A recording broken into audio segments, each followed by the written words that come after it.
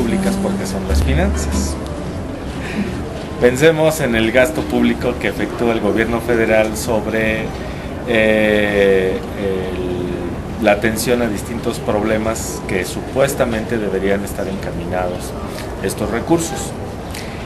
Cuando no hay problemas plenamente identificados, pues el desvío de los recursos públicos entonces se da mucho en nuestro país y principalmente en el gobierno federal.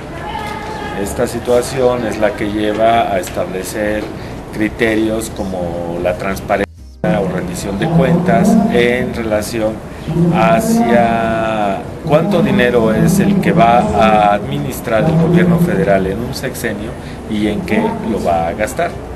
Esto depende de las problemáticas que cada una de las secretarías de Estado tendría que estar identificando como problemas para las estrategias que va a seguir en la atención de estos y de las necesidades sociales.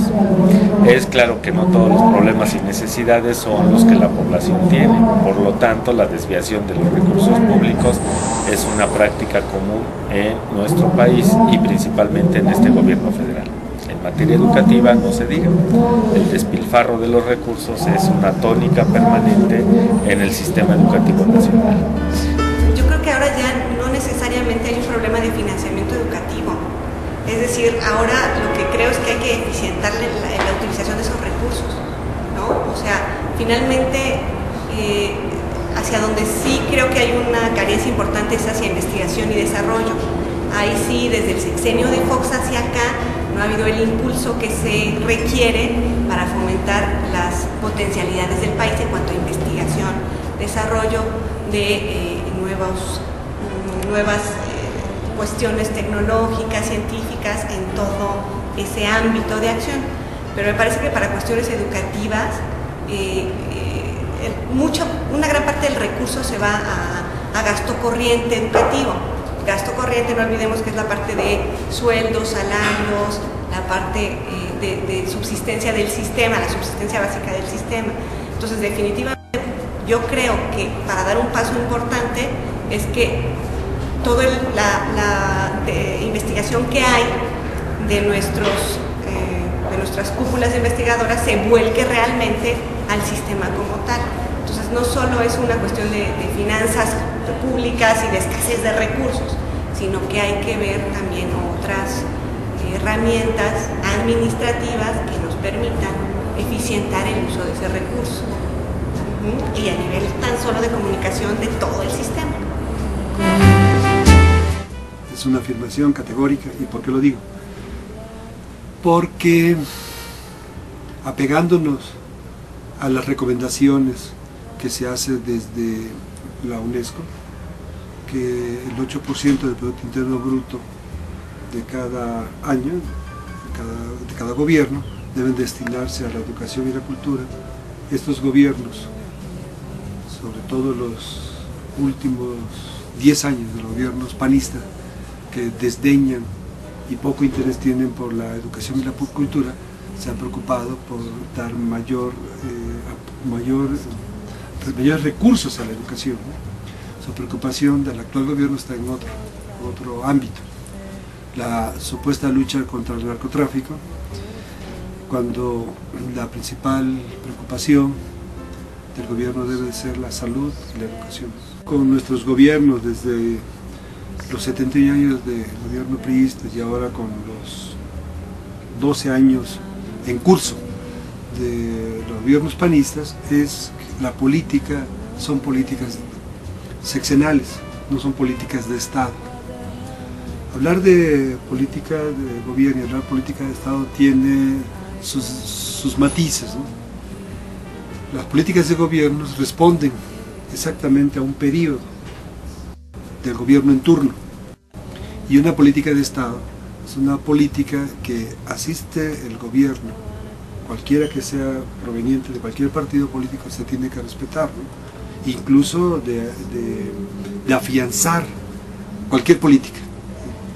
Insisto mucho en salud, en educación, vivienda, empleo, ¿no? Entonces, ¿qué es lo que pasa? Que al término del sexenio, el siguiente gobierno diseña su política en el mejor de los casos los ponen en práctica, pero terminado el mismo pueden desaparecer, ¿no? Porque no hay un compromiso más allá de la permanencia. La referencia al ingreso-gasto público es bastante ambigua, pero podríamos pensar en las implicaciones que tiene la tasación fiscal, que en México es verdad que es muy baja, y el nivel de gasto público, que efectivamente las necesidades son muy altas. El punto sustancial es que en México entra en crisis constantemente justamente por la baja tasación o baja recaudación fiscal cuando el PIB disminuye. Es decir, las crisis recurrentes de ingreso pues generan menos recaudación fiscal. Es decir, cuando la gente tiene menos ingresos, gana menos, hay más desempleo, obviamente la contribución que la sociedad hace al erario público es menor, porque hay menos dinero y se consume menos y se paga menos impuesto. Pero los gastos públicos siempre permanecen, principalmente los grandes rubros que tienen que ver con los derechos sociales como educación, salud, infraestructura, combate a la pobreza y todos estos subsidios generalmente no pueden ser reducidos, pero al reducirse la recaudación por las crisis económicas es cuando justamente en crisis se empiezan a hacer presiones para aumentar la recaudación fiscal y empiezan a generarse otro tipo de impuestos como lo que hemos visto, incrementos del IVA, incrementos del ISR, nuevos impuestos como el impuesto del IETU, ¿no? Que genera más la disminución de subsidios, ¿no? Como es el aumento constante de la gasolina, la disminución de gastos importantes o recortes importantes a educación, a salud, o mayor cobertura de servicios con menor impuestos, y también el endeudamiento público, ¿no? Entonces, digamos que el problema de México radica en que tiene un esquema de ingresos muy amarrado al ingreso y gasto de las familias. Y tiene un esquema de gastos demasiado fijo, es decir, que no va en proporción a los ciclos económicos, sino que son elementos muy fijos, como los grandes sistemas de salud y grandes sistemas de educación y todos los subsidios públicos. Las soluciones obviamente serían esquemas de recaudación fiscal que estuvieran más orientadas hacia lo que se llaman impuestos a mano alzada, es decir, a cobros fijos, pero obviamente a actividades altamente lucrativas, no en proporción a las ventas, sino por el desarrollo de la actividad. Pues es lo que podría yo decir como los problemas que tenemos en gasto y ingreso público. Por supuesto que la observación, como en todos los países latinoamericanos, es el ingreso, el presupuesto para educación es limitado, siempre muy limitado. Sé que hay un porcentaje aprobado por agencias internacionales y que en México no lo cubrimos, pero para nada. Yo creo que no solamente es el monto de ingresos, sino cómo se distribuye y en qué se gasta, ¿no? Todos sabemos que las dos últimas administraciones, con el gobierno y el partido que atrás la respalda, han hecho gastos que no necesariamente son los que uno estaría pensando los adecuados. Porque tiene que pedirlo el subsistema. Y el subsistema, ¿a quién correspondería? Bueno, al director de educación básica, de educación media, de educación de algún tipo tecnológica. Pero ellos no tienen acceso. De ahí que esa planeación se hace en el escritorio. Por gente que con muy buena voluntad, yo no dudo de ello, lo hace, pero que no tiene idea de lo que es la situación real. Pongo un caso concreto. Hay un municipio en Puebla, al norte, Ciudad Cerdán, Chalchicomula, tiene muchas carencias en todo, en educación, en salud, y nada pueden hacer, porque todo se hace, ni siquiera se hace desde el gobierno estatal, sino desde el centro. Lo de educación se planea desde acá, qué es lo que se va a dar al Estado.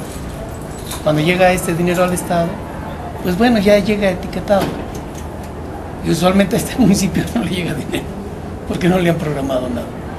Y desde los presidentes municipales de hace mucho tiempo se pelean por ¿qué hacemos?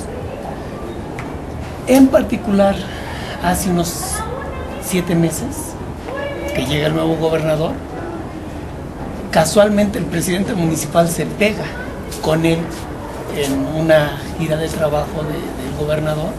Llegan, entre otros, secretario de Hacienda, secretario de Salud y el secretario de Educación a esa reunión. Y así como cualquier hijo de pueblo se les jala, ¿no? Oiga, necesitamos atención en salud. Sí, cómo no, lo que necesiten, ¿qué necesitan? Pues es que nunca hemos tenido un buen manejo de salud. Sí, les voy a mandar gente. Y el gobernador, queriendo presumir, yo lo voy a poner en contacto con el rector de la UNAM. Y a través de esa situación muy chusca, les enviaron brigadas ya de salud. También ya les enviaron brigadas de educación allí a este municipio. Han hecho mucho más que en los últimos 30 o 40 años. Tienen una mortalidad infantil tremenda, un analfabetismo. El nivel de educación promedio ahí es de no más de 3 años. Y en seguridad, ellos mismos lo dicen. ¿Por qué necesitamos que nos vean? Porque nosotros somos el pueblo que está conteniendo a los Zetas que vienen desde Veracruz, ya han llegado acá y vienen a Solano. You're so very special.